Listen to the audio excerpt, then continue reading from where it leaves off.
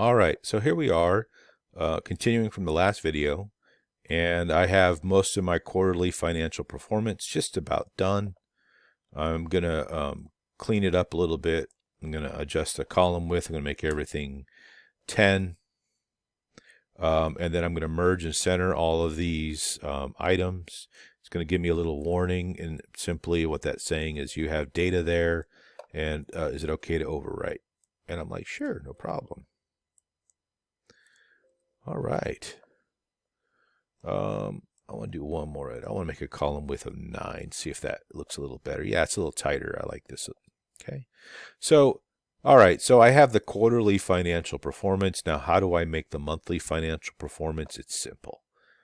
I'm going to copy this, go a few cells below, rename this to be monthly financial performance, and then name this as month. Let's go bring this all the way down to, I'm sorry, I got to grab a little bit more of that. I bring this all the way down to 12 for each month. All right. And then I'm going to drag this all the way down here. Now, here's an edit to this total formula, and I'm going to click inside the function box, and you see it gives me a highlight of what's selected. And you may not be aware of this, but you can drag these little boxes around. So I just hovered my mouse over the edge so that I get that little move icon, and then clicked and dragged it down here. And I want this to be the sum total of all those. So I'm going to go ahead and hit enter.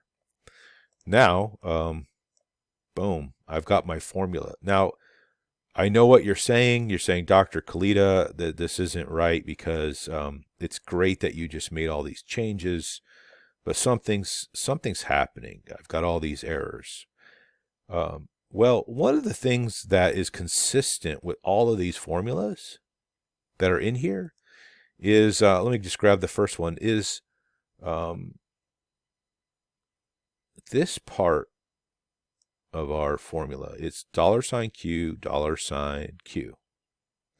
And what that represents is that if we come back here to the data transactions folder, it is looking at column Q. And when we're looking at monthly transactions, we need to change it to $N colon $N to look at the month. And the reason why I say N, and it might be different for you, is N is my monthly column. All right, so I want it to shift from Q to N, and that's because it is my monthly column. If your month is in a different column, let's say it's in column J, well, then you have to use J. Okay, just a point of clarity. So here's how you fix this really fast. So I'm going to go ahead and I am going to select all of my formulas. I'm going to go find and select. I'm going to hit replace. What I want to replace is anything that says $Q colon $Q. And I want to replace it with $N colon $N. Now, I'm manipulating my formulas, right? And the most important part about this is that this was the reference that I had before, which was my quarterly, and now I'm changing it to this, which is my month. Okay? So make sure that you do that properly. Hit replace all, 156 replacements, boom.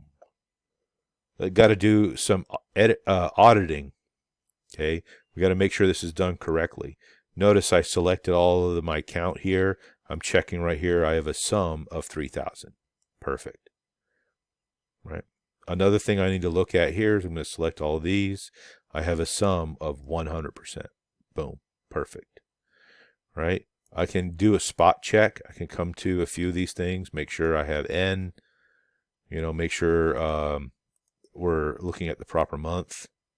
It's working out great. Did I pick the right column? I'm going to come back here. Sometimes I've done this. I put column M in, and I should have put column N in, or vice versa, right? So I'm checking that out as well. So all of a sudden, I just finished my monthly financial performance. I just got to, I'm probably going to delete one of these real quick and kind of clean it up, get it ready for presentation. I don't need any more rows. Make sure my formatting is correct. Right. should match one and the other. Okay. This looks pretty good, and I'm going to stop it right here. And then in the next video, I'm going to start looking at, I'm going to use this type of worksheet to help us go with the next step, which is now calculating the categorical financial analysis right here. Okay, and we can use very similar approach to do this.